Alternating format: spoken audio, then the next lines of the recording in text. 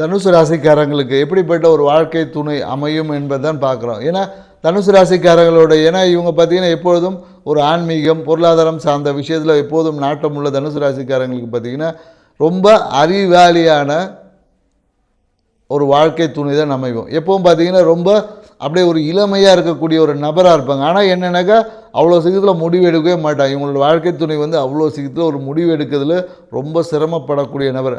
ஆனால் பார்த்திங்கன்னா அறிவு ஞானம்லாம் பார்த்திங்கன்னா ரொம்ப இருக்கும். ஸோ ஒரு விஷயத்த சொன்னிங்கன்னா பார்த்திங்களா செம்மையாக பேசுவாங்க. ஸோ அதே போல் என்னென்னாக்கா நிறைய இன்ஃபர்மேட்டிவாக இருப்பாங்க. எப்போ பார்த்தா இந்த என்சைக்ளோபீடியா மாதிரி எந்த ஒன்று சொன்னீங்களோ அதை பற்றி ஏதாவது ஒரு விஷயங்கள் பேசிக்கொண்டே இருப்பாங்க.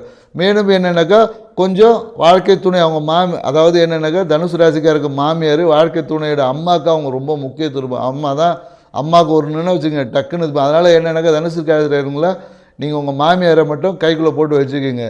ஏன்னா உங்கள் மாமியார் சொல்படி எல்லாமே உங்கள் வாழ்க்கை துணை கண்டிப்பாக கேட்பாங்க.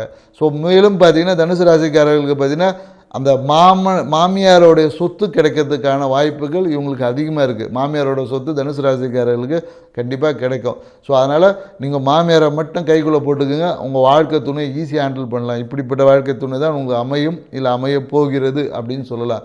ஏன்னா கொஞ்சம் ரொம்ப அறிவாளியாக இருக்கிறதுனால என்னென்னாக்கா அப்பப்போ அறிவுக்கும் ஞானத்துக்கும் ஒரு சின்ன சின்ன காம்படிஷன் வரும் இல்லையா, இந்த மாதிரியான சிறு சிறு வாக்குவாதங்கள் தான் வரும். இருந்தாலும் பார்த்திங்கன்னா 2 பேருக்குள்ளே அன்பு அந்யூன்யம் பார்த்திங்கன்னா மிக அதிகமாக இருக்கும். ஸோ இவங்க பொதுவாக என்னென்னாக்கா தனுசு ராசிக்காரர்களுக்கு மாமியாரோட சொத்து கிடைக்கிறதுக்கான வாய்ப்புகள் அதிகமாக இருக்குது. ஸோ சொத்துள்ள மாமியார் தான் கண்டிப்பாக அவங்களுக்கு வருவாங்க. ஸோ நீங்கள் தனுசு ராசிக்காரங்களாக இருந்தீங்கன்னா நான் சொன்னது சரியாக இருந்துச்சுன்னா ஒரு தம்ஸ்அப் பண்ணுங்கள்.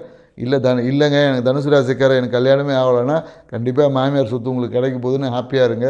அப்படியே எங்கள் சேனலையும் சப்ஸ்கிரைப் பண்ணுங்கள். அடுத்து மகர ராசியில் சந்திப்போம். நன்றி, வணக்கம்.